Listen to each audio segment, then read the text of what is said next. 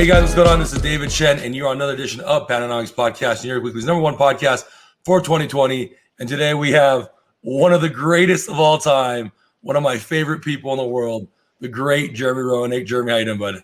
What's up, David? Always great to be with you, man. I'm telling you, it's a beautiful day. I'm sitting out looking at the ocean. I'm on the beach in Del Mar, watching hockey, talking to you. It doesn't get any better than that, my friend. So you said you're watching some great hockey right now, and right now you got the playoffs going on and some great things. Who you got picked to win the Stanley Cup this year?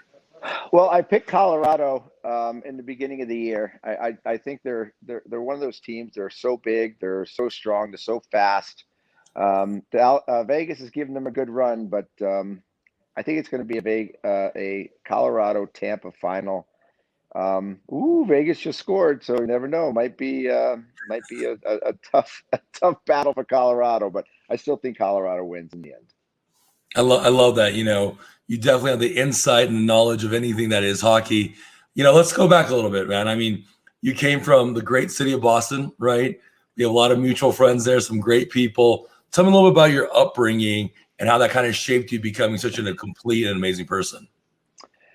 Well, I grew up with two amazing parents that did everything possible to make sure that myself and my brother had the best opportunity to play sports in the most competitive leagues, and allowed us to be, to become like the people that we were, right? The competitors. They were tough on us. They were parents that made sure that we worked hard, that we gave everything that we had. I'll give you a perfect example. When I started playing golf at 7 years old with my parents were big golfers.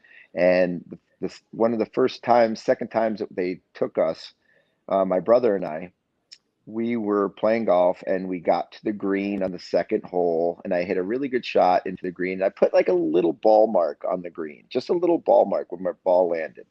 And I remember going under the green, just going to my golf ball and putting it, and I didn't fix the little ball mark on the green. It was little, right?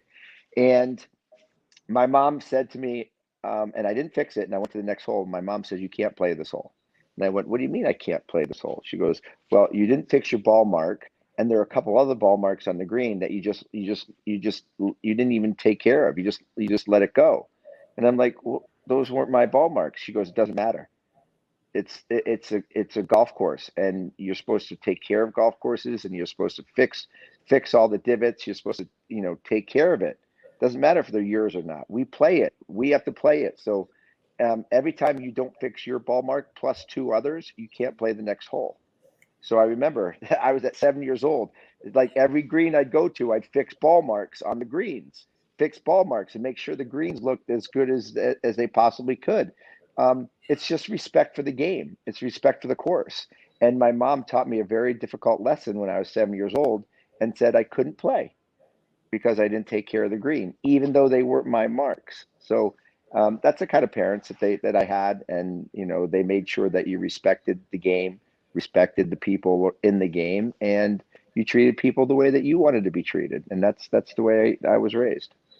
It's amazing. I mean, growing up, watching you I didn't watch a lot of hockey, but there were only two names that I really cared about. It was you and the other guy. And I remember, right, the other guy, so we always joke about the other guy, right? We know what we're talking about. I mean, jokes like Wayne Gretzky's awesome, right? But I just remember how real and strong and tough, and you were like the epitome of what was going on in the culture with Arnold and Rambo, and then there's this big Jeremy Roenick guy who's just crushing it and killing it. And that I don't think I've ever even told you that story, right? Like all years we've been friends. That's funny. That's funny. It's the truth, and that's who I knew you were, because people were like, "Yo, that guy is badass. He can handle his own." And then here comes Sega '94, right? And all of a sudden, you're like greatest player. We're playing it, going from there, and out of nowhere, probably it was at '96. There's a great line that talks about you, right? And we talk about the swingers with Vince Vaughn. He says, "It's not me, it's Roenick. He's good." Tell me about the first time you heard about that and how cool relationship you have with Vince because of that.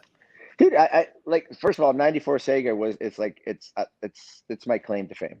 I mean, I wish I was as good in the regular game of hockey on the ice as 94 Sega. It's, I will go down in the annals of hockey as a video game player, more so than being a Hall of Famer on the ice. People come up to me and be like, we used to play the Chicago Blackhawks all the time. Or we got through college betting, betting against our boys, being the Blackhawks, being Roenick, or it was against the rules to be Chicago because Roenick was so good you couldn't stop him. And that kind of was it's the most popular thing that people talk about is 94 Sega, and obviously Vince Vaughn, being from Chicago, being a fan of mine, was a big video gamer. And when Swingers was made, it was kind of that pop culture, that kind of game. About 2-2, Vegas just scored again. It was that pop culture type of scenario where that movie kind of it changed the way movies were kind of made. That pop culture, like really cool. It's not it's not so much me. It's Roenick. He's good. Gretzky's a punk. I'm gonna make his head bleed. But it was cool. It's like Daddy, you're so cool. You're so great. You don't even know it. It was just a real cool time in the 90s that it was shocking to me because I didn't even know it was coming on. I was just watching the movie, and next thing you know, Vince Vaughn saying my name, and I was like, you made it when you're in a Hollywood movie and a big star like Vince Vaughn. He wasn't a big star then, but he turned into a big star. And I actually saw him about 2 years later in a bar, and I went up to him and I'm like, "Hey, Vince, that was the coolest thing, man, that you put me in your movie." He goes, "Oh, JR, that was total respect, man. I've loved you since I was a kid. I put you in that movie. It was total respect." And that was a cool thing for me. It's amazing because I know that we talked a little bit about this, but Vince has you in a couple other movies where people don't see it as much, but it's so subtle. But that's how much he loves you, right? Like, if I remember you telling me, Yeah. 2 more movies that he has you under, right? So he was a producer of Escape from Precinct 13. I don't know if you ever seen it, I saw that one, right? But if you go to Escape from Precinct 13, Ethan Hawke is the main character, and Ethan Hawke's name in the movie is Sergeant J. Roenick, and I thought that was pretty cool. Not only that, but when he has one of the most famous movies of all time in Wedding Crashers, what's his name in Wedding Crashers? Jeremy. That's right. That's right. Yeah. That's another one of my favorite movies. That's just how iconic of a human being you are outside of your interesting hockey. But a little bit more about the hockey side.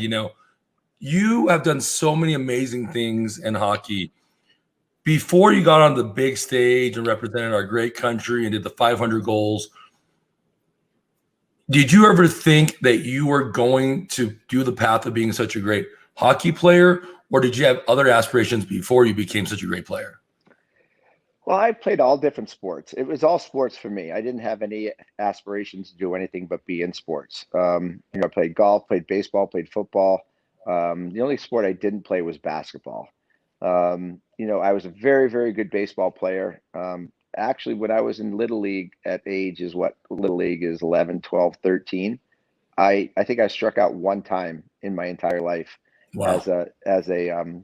as a little leaguer, and I was one game away from winning the Connecticut state championship and going to the Little League World Series in Pittsburgh or in Pennsylvania.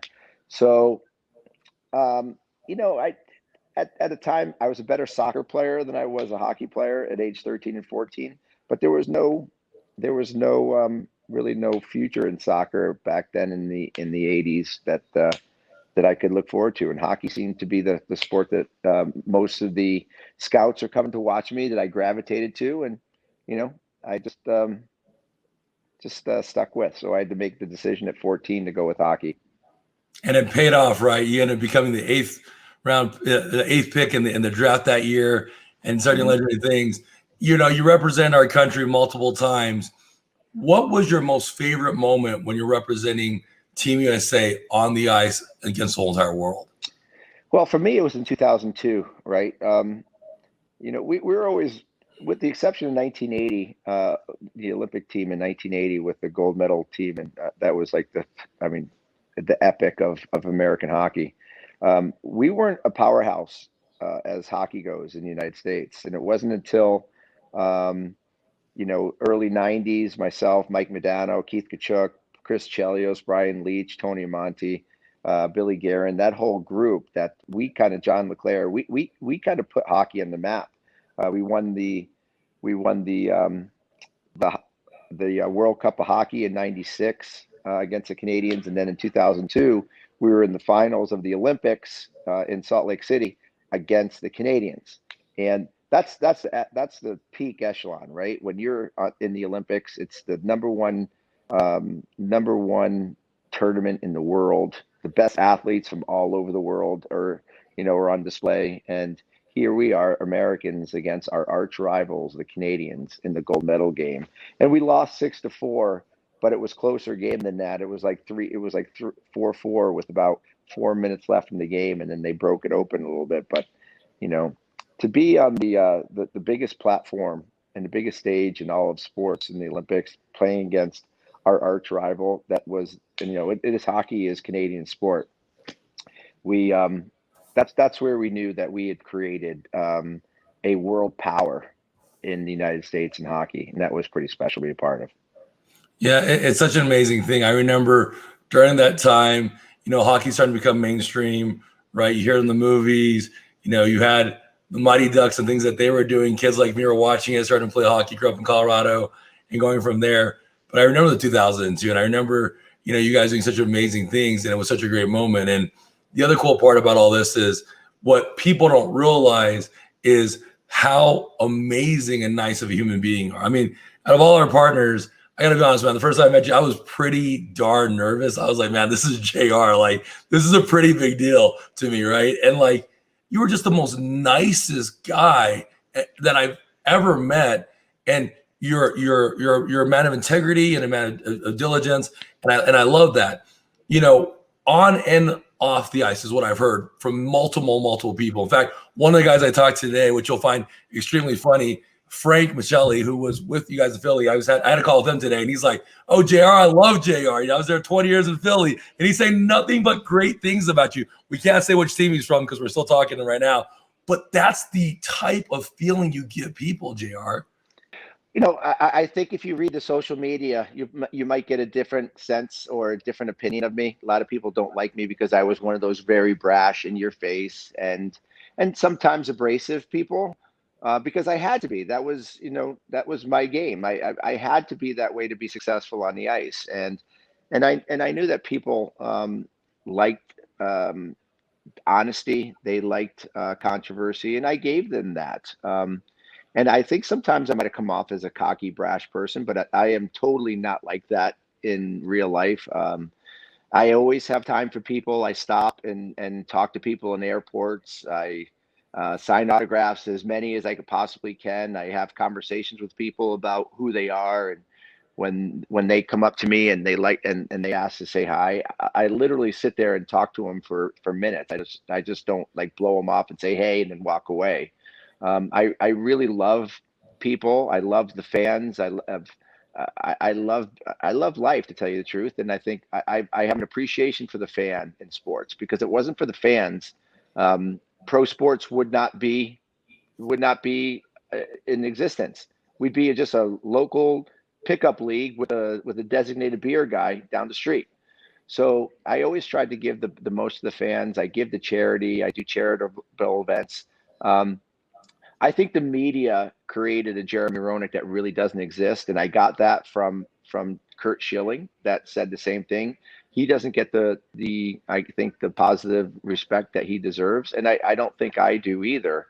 There's so many people that dislike me on social media. Not that I care, because I love my life, and dumb people on social media that have nothing to do better with their lives than to rip other people, don't doesn't bother me.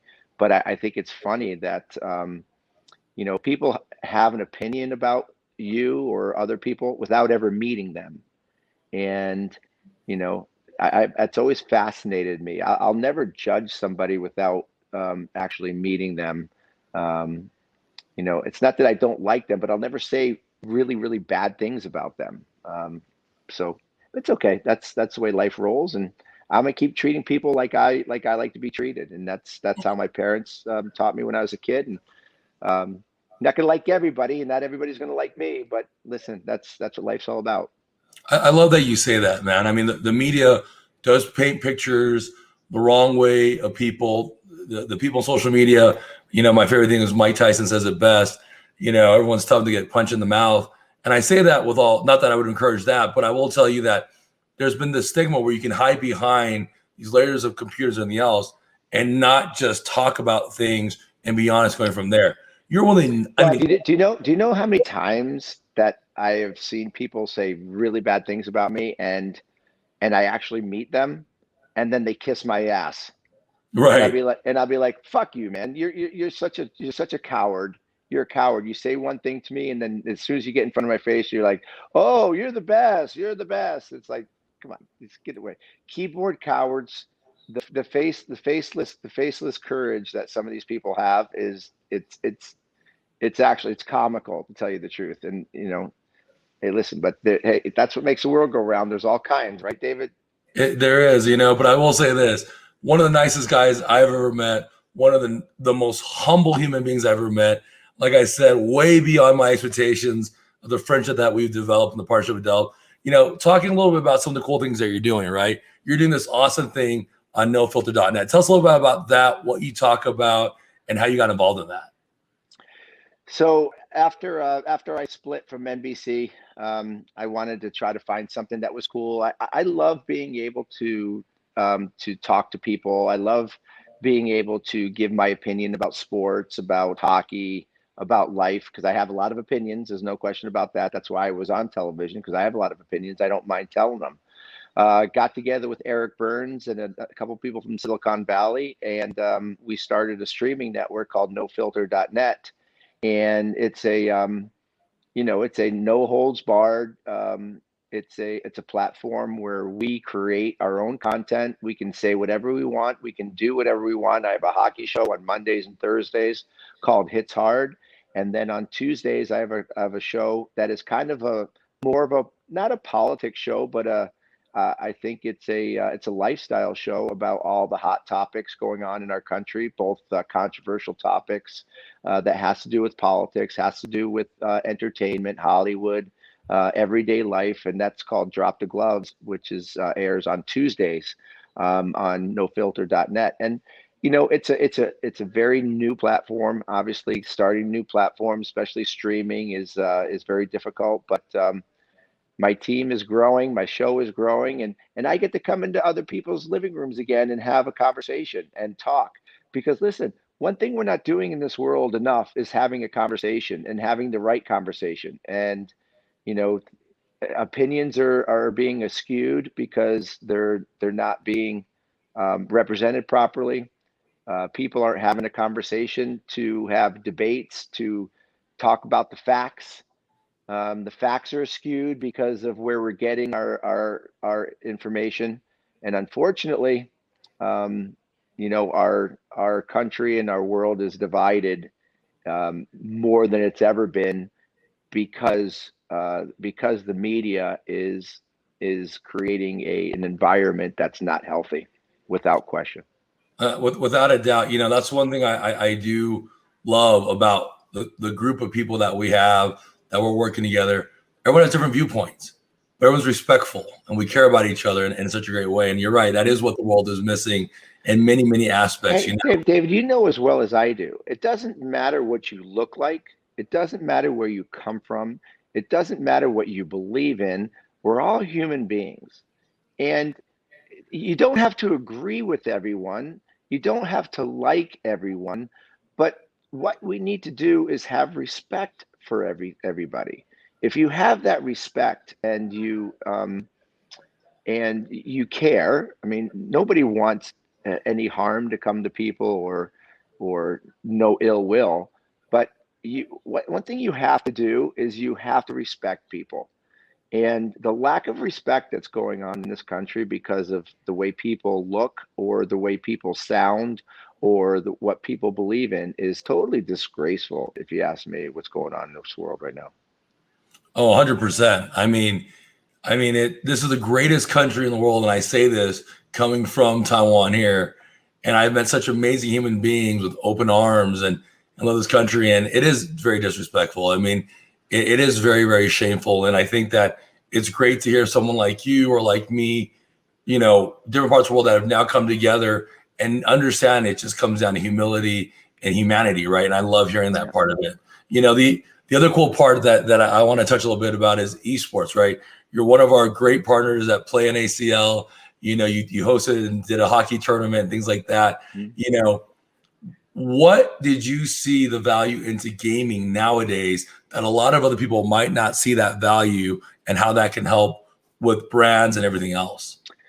Well, I was a big gamer and computer guy and video gamer in the 80s. Now, when I say that, we were Asteroids, Donkey Kong, all the crazy games, Miss Pac-Man, Galaga. I mean, I played them like crazy. I was like, every time I'm in the arena, it's like, Dad, can I get a quarter? Mom, can I get a quarter? I want to go play the video games.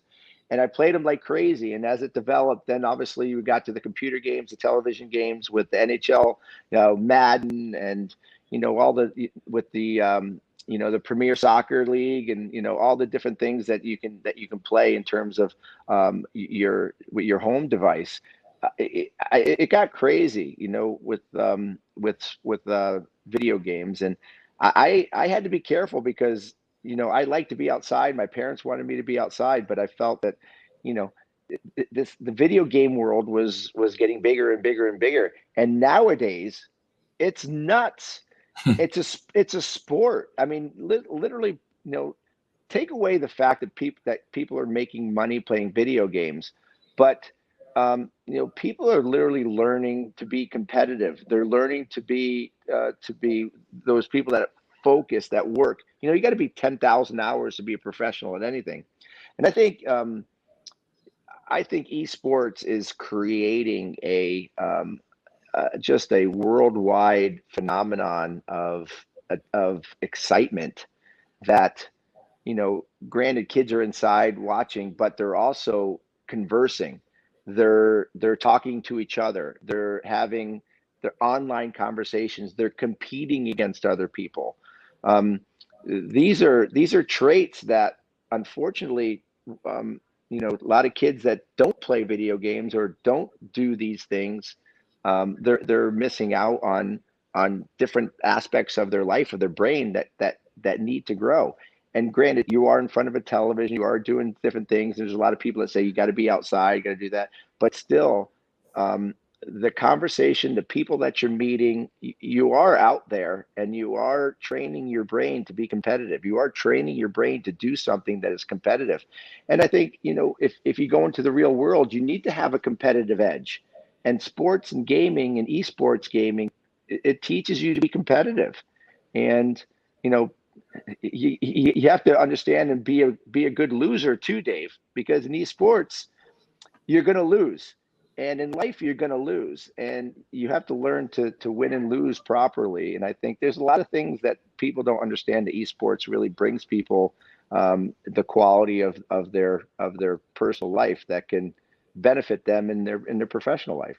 I love that you have that foresight understanding. I mean, people say to go outside. I don't disagree with that, but it wasn't the way we grew up, where going outside is as safe as it used to be. It's just not, right? And a lot of times when kids get in trouble, it's on the hours of 9 p.m. to 3 a.m., which coincidentally is the prime time for gaming. So do you want kids to sit there and get in gangs and do bad things, or just play video games and play that way?